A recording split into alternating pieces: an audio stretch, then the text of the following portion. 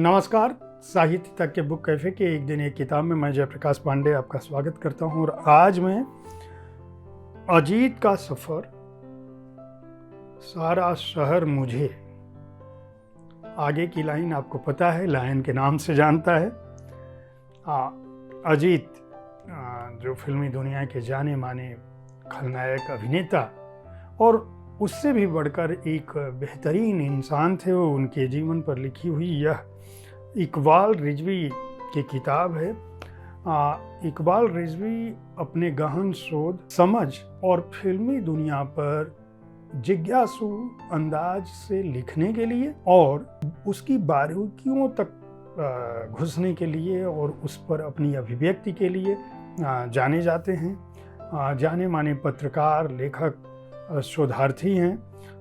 इससे पहले भी उनकी कुछ पुस्तकें आ चुकी हैं जिनमें पोस्टर बोलते हैं, महात्मा गांधी और सिने संसार तथा क्या रहा है मुशायरों में अब प्रकाशित हो चुकी हैं। यह पुस्तक उनके कई दशकों के काम का नतीजा है। इसकी भूमिका में इकबाल रिजवी ने इस बात का उल्लेख किया है कि जब मैंने लोगों को बताया था कि अजीत साहब पर मैं लिखने जा रहा हूँ तो लोगों की बड़ी जिज्ञासा हुई, बड़े सारे सवाल आए कि आखिर तुम अजीत पर क्यों लिख रहे हो।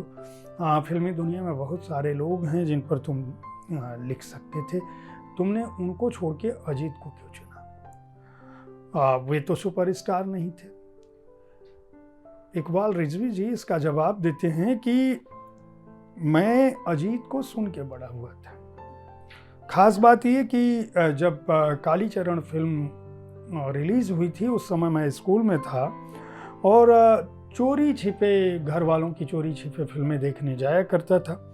और उस समय जो डायलॉग था कि सारा शहर मुझे लायन के नाम से जानता है और पानी के बिना मछलियां कैसे तड़प रही हैं, ये डायलॉग घर घर में हर बच्चे को याद हो चुका था।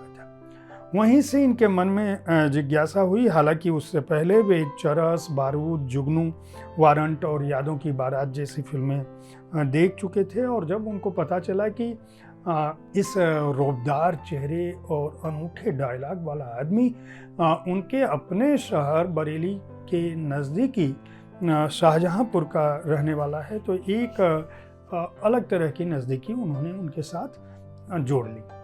और जब वे टेलीविज़न चैनलों में और प्रोडक्शन हाउसों में नौकरी करने लगे तो उन्होंने वहाँ पे अजीत जोक्स करके जो आपस में बातचीत होती थी उसको सुना और उनके मन में दिनों दिन गहराता गया कि मैं अजीत पर कुछ न कुछ लिखूँगा। और जब 1998 में अजीत साहब की मृत्यु हो जाती है तो इनके मन में बहुत सारी चीज़ें आती हैं, बहुत सारे ख्याल आते हैं। कुछ समय बाद उनकी नौकरी चली जाती है और फिर लेकिन लगातार ये इकबाल रिजवी की जो रुचि है वह कहीं से घटती नहीं है।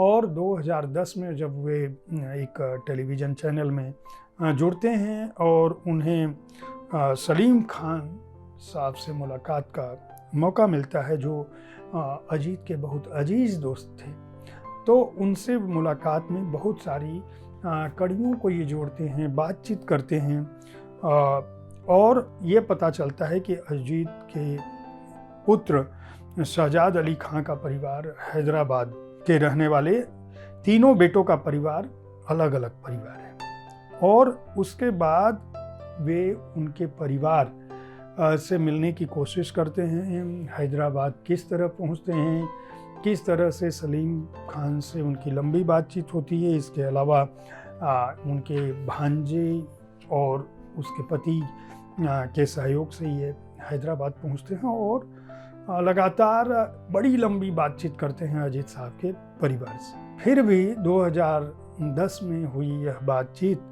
किसी भी रूप में परवान नहीं चढ़ती है और 2022 में जब 100 साल उनके पूरे हो रहे थे अजीत के, और अजीत साहब के परिवार के परिवारीजनों का, उनके बेटे का फ़ोन आता है और उनसे पूछते हैं इकबाल रिजवी से, तब उनको लगता है कि अरे मुझे तो ये किताब लिख देनी चाहिए।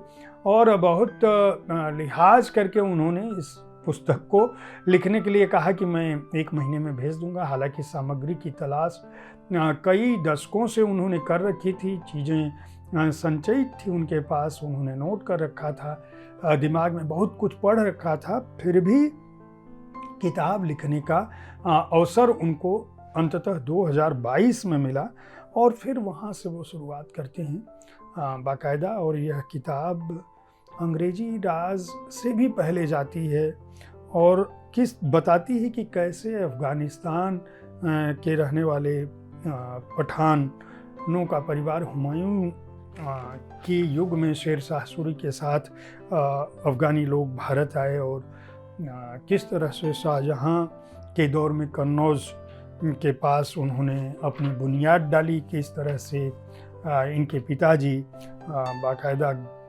घोड़ों की नस्लों के जानकार होते हुए इनके पूर्वज आगे बढ़े और उन्होंने अपने को करीबी नवाबों का करीबी बना लिया।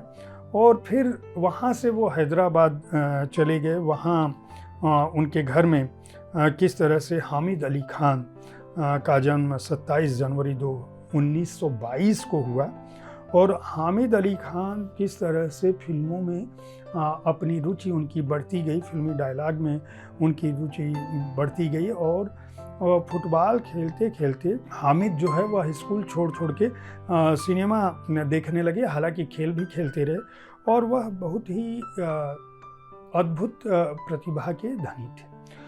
और हामिद खान का परिचय वहीं पे रंगमंच की दुनिया से होता है, नाटकों की दुनिया से होता है। हालांकि उनके परिवार में लोग सेना में भर्ती होते रहे, पूर्वजों की पीढ़ी उनके पिताजी सेना में भर्ती थे, तो यह माना जा रहा था कि ये सैनिक परंपरा का हिस्सा बनेंगे। लेकिन वे जो है नाटकों में शामिल होने लगे और उस दौरान डायलॉग, गाने, लड़ाई के दृश्य इनसे बहुत ज़्यादा एक्साइटेड होते थे। और यहाँ तक कि फिल्में देखने के बाद या नाटक देखने के बाद वे रिहर्सल के दौरान भी इन चीज़ों का इस्तेमाल करते थे। सिकंदर फिल्म जो 1941 में आई थी उसने हामिद अली को किस तरह से प्रभावित किया। हामिद अली यानी अजीत, हामिद अली से वो अजीत कैसे बने इसका भी यह किताब जिक्र करती है। यानी आप समझ सकते हैं कि हामिद अली यानी अजीत की पैदाइश से शुरू करते हैं, उनके स्कूली दिनों की बात करते हैं, उनके रंगमंच की बात करते हैं, सिनेमा की दुनिया में घर से भाग के उनके जाने की बात करते हैं, किस तरह से वो फेल होते हैं, किस तरह से उनके टीचर उनके रंगमंच के, नाटकों के और फिल्मों के शौक़ के चलते उनको लताड़ते हैं कि तुम फिल्मों में चले जाओ।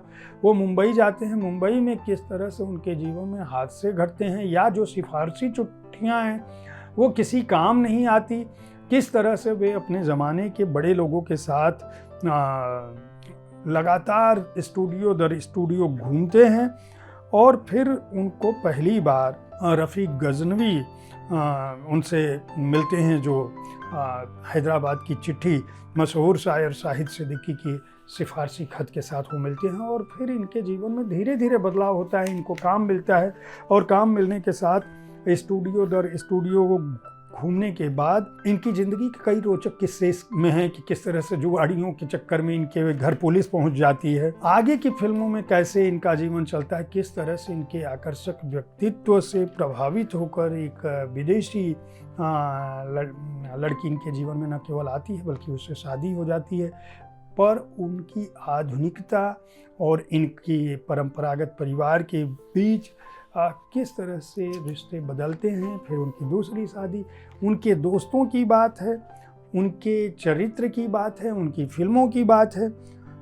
इस पुस्तक की सबसे बड़ी खासियत यह है कि यह अजीत के केवल फिल्मी जीवन की बात नहीं करती बल्कि उनके निजी जीवन की भी बात करती है, उनके दोस्तों की मार्फत भी बात करती है। इसमें सलीम खान से हुई बातचीत तो है ही, जावेद अख्तर और दूसरे लोगों ने किस तरह से अजीत को देखा था और अजीत ने किस तरह से खलनायक होकर भी अपने अभिनय से वह मुकाम हासिल किया था कि उनके बोले हुए डायलॉग आज तक, आज की पीढ़ी तक उस पे मीम्स बनते हैं, उस पे इंस्टाग्राम की रील्स बनती हैं और तमाम जगहों पे, यहाँ तक कि बड़ी बड़ी कंपनियां अपने प्रोडक्ट को बेचने के लिए और जावेद अख्तर जैसे लोग भी उनके डायलॉग का इस्तेमाल किसी ऐड फिल्म के लिए भी लगातार करते रहे।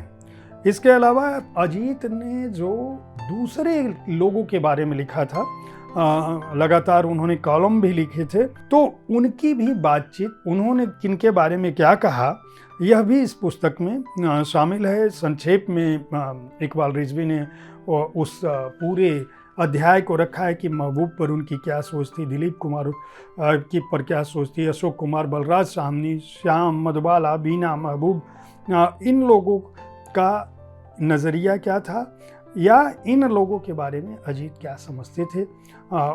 दिलीप कुमार का एक लंबा हिस्सा इसमें शामिल है।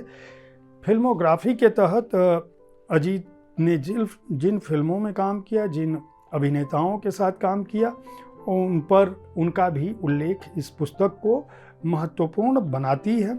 इकबाल रिजवी ने इस पुस्तक को लिखने में किन संदर्भ पुस्तकों की सहायता ली है उसका भी उन्होंने जिक्र किया है, किनके इंटरव्यू लिए हैं उनका भी जिक्र है, पत्रिकाएं और समाचार पत्र जो हैं उनका भी जिक्र है। सलीम खान, देवानंद, धर्मेंद्र, लेक टंडन, सुहास घई, नलिनी जयवंत, बेगम पारा, रंजीत, जावेद जाफरी, अफसर मजहर खान, संदीप पाहवा, शाहिद अली खान, शहजाद अली खान, इन सब का भी उल्लेख इस पुस्तक में है। वाणी प्रकाशन ने इस पुस्तक को विशेष आकार में प्रकाशित किया है।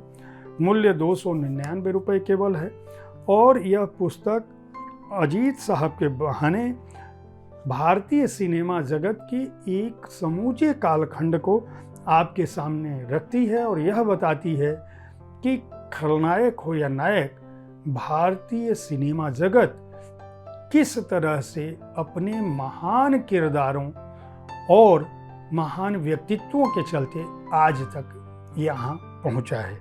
पृष्ठ संख्या 142 मूल्य मैं बता चुका हूँ। उम्मीद है साहित्य तक का यह एपिसोड आपको पसंद आया होगा। इस कार्यक्रम में आप किस तरह की पुस्तकों की चर्चा चाहते हैं, इसके बारे में अपनी राय से हमें ज़रूर अवगत कराएं। हमारी कोशिश होती है कि विविध विधाओं की पुस्तकों के साथ आपके पास हर दिन पहुँचूँ, ताकि आपको अच्छी पुस्तक चुनने में, अपनी पसंद की, अपनी विधा विशेष की पुस्तक चुनने में आसानी हो। कल ठीक इसी समय ऐसी ही किसी एक पुस्तक के साथ मैं फिर मिलूंगा। देखते रहें साहित्य तक। धन्यवाद।